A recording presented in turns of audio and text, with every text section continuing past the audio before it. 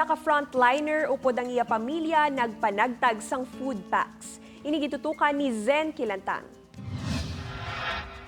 Naisipan sang isa ka nurse nga si Jesly Joy nga magpanghatag sang food packs sa mga delivery food driver. Bangod na hibaluan sini kung ano ang kabudlay sa bunga pandemya, luyag sini nga makabulig sa simple nga pamaagi. Gintipon sini ang iya income halin sa iya magamay nga negosyo online para matigayon ang hilikoton.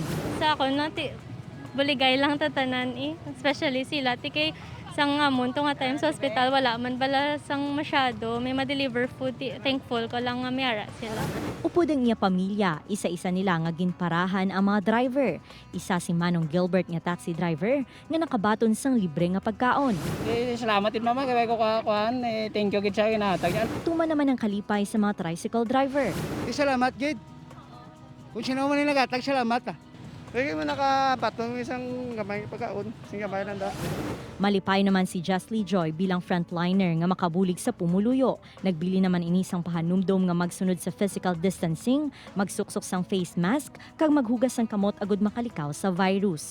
Upod ka Romel Porquia, Zen Kilantang, One Western Visayas.